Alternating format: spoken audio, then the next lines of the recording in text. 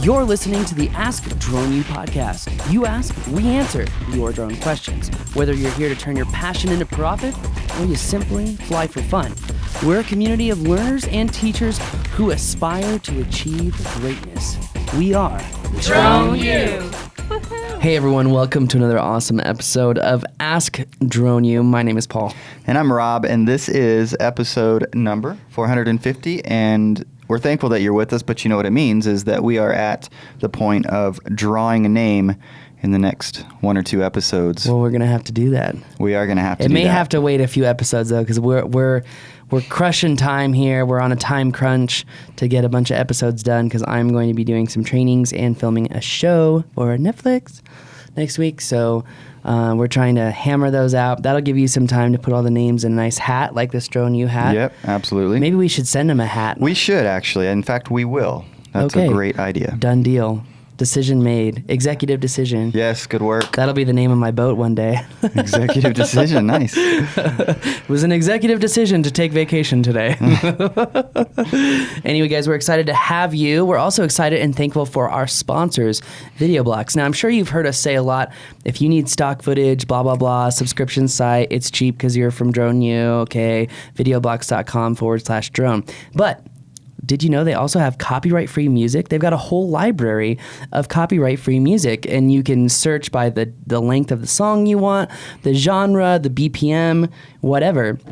It's just audio blocks. So check out videoblocks.com/drone if you want to get the deal on the subscription. But you also have to check out audio blocks because it's run by VideoBlocks, and you can have unlimited downloads for, again, one low price. It is a phenomenal deal, and I know Paul kind of said blah, blah, blah, but we will tell you it's $99 a year for Drone U listeners. Check it out, videoblocks.com/drone. Definitely do that. Also, special thanks to the guys at Drone U, like Rob, who are throwing a training in Denver and Austin and Phoenix. And because of the request of so many people, there will be an East Coast training in the beginning of 2017. We're going to work towards that. We're going to effort the East Coast. We're actually going, what we're going to do is we are going to Rochambeau for the places that we want to do the training. Okay, so this first rock, paper, scissors is going to be for Atlanta. So if I win, we're not going to Atlanta. If you win, we're going to Atlanta. Are you ready? Sure, but I'm not.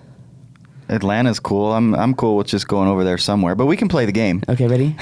1, 2, 3. Ooh, I lost. Atlanta it is. And in all actuality, it may not be Atlanta. No, but I'm hoping for Charleston. Cool. I would like that. Virginia Beach. Okay. Because I used to have a house there.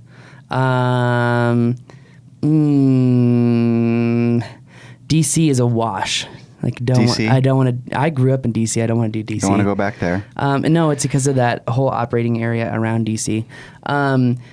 There's Orlando, huge area, and also an area where people need to be educated on drones. In fact, there's some people who have already asked me if we'll go down there. We've had some requests from Miami. Really? See, if we did Orlando, that's only 2.5 hours away from Miami. Yeah, I think the only thing with Miami is that it's so far south. And I think we're trying to stay a little bit central because I don't know that we'll get to do a bunch of them on the East Coast at this juncture, but we'll see. We will. I don't want to go to Miami. I had so many mosquito bites last time I went, and I was afraid I had come down with Zika, and I hadn't, but I was afraid. Of course, in January, February, March, probably not as many mosquitoes that time of year. I don't know. I'm not from there, so I could be wrong. When you've got sugary, delicious blood like I do, okay, there's no safe time of year. These sugary, delicious drinks. Anyway, guys, let's get into today's question, which is actually going to be really important for you guys. Why? Because you could be operating in one of these areas. You could have a potential problem and not even know why. So today we're going to be talking about military operations areas, military training grounds, and why it could be a potential problem to you. Yeah, it's something that I'm surprised we haven't talked more about, but we're going to today. Thank you to Trey for sending this question in. I think it's because people are starting to realize that they control the show. They control what we talk about. That's true, and that's the way we want it. And so today, Trey is controlling the show. All right, well, Trey, hit us up. All right. What's up, nerds? Hey, this is Trey Reed out of Columbus, Mississippi. I started a drone company called Provision, operating a Phantom 4 and an Inspire 1 Pro. I'm digesting as much Drone U podcast as I can possibly listen to, and I think you guys are winners. And and you're doing great stuff, and I love you for it, so thanks. I got an issue I wanted to bring up, and I just really want you to disseminate the information if you can. I've been in the Air Force for 12 years. I'm an Air Force pilot, and I'm transitioning into the civilian sector. And something I don't think a lot of people understand, maybe you get the concept of airspace, but a military training route is a low level that military pilots use for training, and we can be down at 500 feet AGL, we can be down to 300 feet AGL. These things can they really lay in the gray space. A drone pilot may be checking before you fly app for airspace restrictions and whatnot, but he could also be operating inside of an MTR, and I think it's important that we get that information out there to everybody. So if you don't mind, man, study up on it and maybe bring it up when you guys get a chance. Thanks so much again, man, and look forward to what you guys got to say. So Trey, thank you again for the question. Really appreciate it. And I always like to acknowledge our military guys and just thank them for that. Service members, yeah, because you have more balls than 99% of the population. Totally. We definitely value what you're doing for our country. We do. And I will say, because he called us nerds, he did kind of sound like George W. Bush back there. He said, you guys are winners in my book. And I just got to say, I really like that. And I, started my own drone business myself. I love it. It reminds me of that Harold and Kumar with George W. Bush. There's some good stuff out there. One of the things I always think about is I'm always curious about the backstory behind what folks name their businesses. Provision. So provision. Provision. Provision. Or is it provision? I just heard him say provision. I heard him say provision too, but in my mind, spelling it out was provision. Could be. I think I just blurted that out. So, anyways, maybe someone else will take provision since he has provision. Anyways, I'm always curious to know where that came from. You know what I'm curious about, or that I find interesting, ironic, whatever you want to say, is the fact that as a little boy growing up, I had a dream of flying in the military. Mm-hmm. I wanted to be a Navy fighter pilot. I mean, you watch Top Gun more than twice, and it's like, that's what I want to do. Absolutely. And that being said, I have the greatest respect for military pilots because flying is a scary thing, and then flying with people shooting at you is a little bit scarier. Absolutely, and particularly those that were landing on carriers. Yeah, that just. Which, have you ever tried to do it in a simulator? No, it's hard, man. It's really hard. So Sarah's uncle is a fighter pilot out of Colorado Springs, and he has a simulator in his house. And we were playing drinking and flying on the simulator during Thanksgiving. All right, well. It took me 17 tries to land on the carrier. That could get ugly, especially if you take a drink after each failure. Yeah.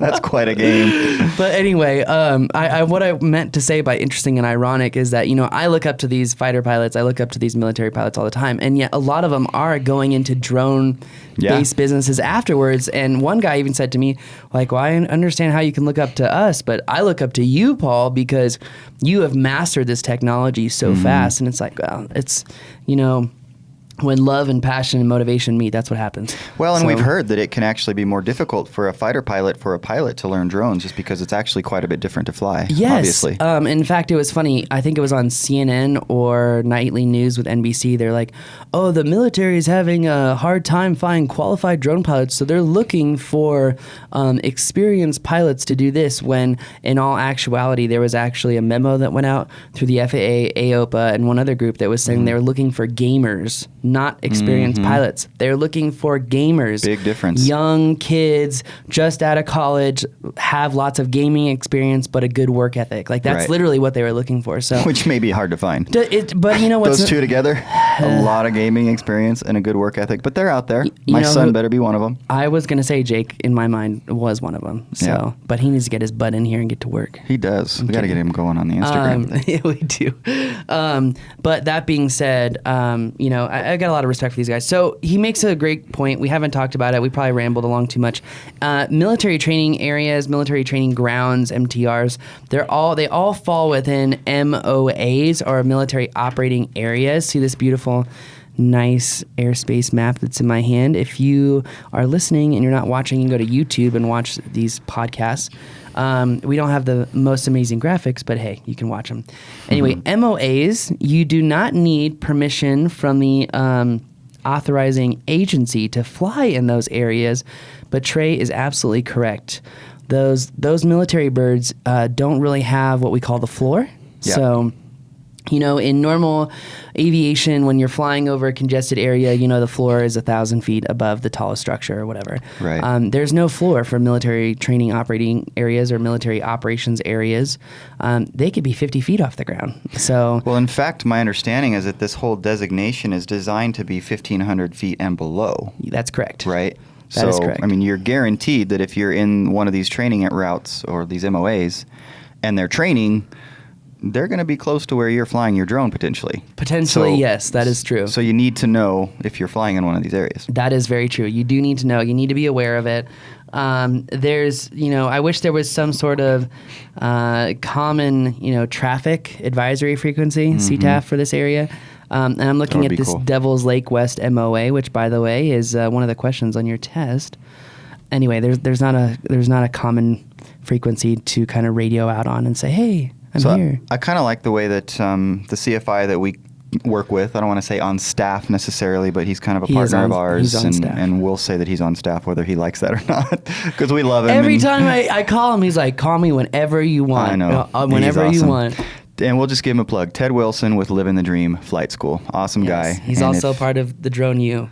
Yes, he Drone is. Flight School. That's right. But anyways, we always run these kinds of questions by him because he's so knowledgeable. He's been doing this for I don't know how many decades, a lot of them. Yeah. And I like what he said. He said, you don't have to get permission, but it's one of those fly and avoid scenarios. So be very aware, and it's your responsibility to get the heck out of the way. To them. That's correct. Quickly. Yeah. Which makes a lot of sense. I mean, that seems relatively straightforward to deal with. Just know Definitely.